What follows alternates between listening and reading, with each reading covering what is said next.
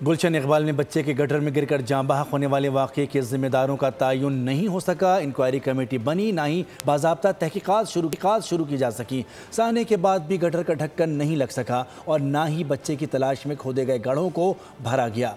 मज़ीद तफसीलात जानते हैं बोल न्यूज़ के नुमाइंदे खुर्रम गुलजार से, जो इस वक्त जाए वक़ुआ पर मौजूद हैं। जी खुर्रम, क्या तफसीलात हैं? जी बिल्कुल, ये निजी मार्ट है जहाँ से बच्चा निकला और सानेहा हो गया। गुलशन इकबाल नीपा के करीब हादसा पेश आया। उस हादसे को गुजरे तकरीबन 48 घंटे के करीब का वक्त गुजर चुका है, लेकिन ज़िम्मेदारान का तयन जो है वो अब तक नहीं हो सका।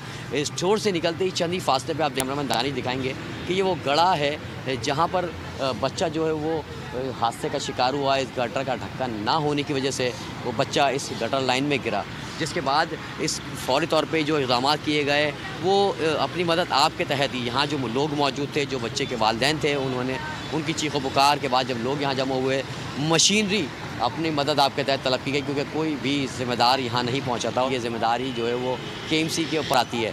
लेकिन हम ये देख रहे हैं कि जो यहाँ मज़ीद गड्ढे किए गए हैं वो मज़ीद सूरत हाल ख़राब हो गई है। जगह जगह छोटी छोटी रुकावटें खड़ी करके यहाँ पर इस गड्ढे को रोका जा रहा है।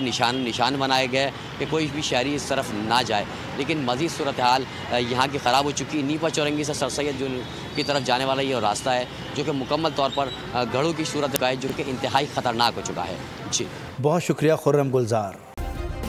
सब्सक्राइब करें और बेल दबाएं ताकि कोई खबर रह न जाए।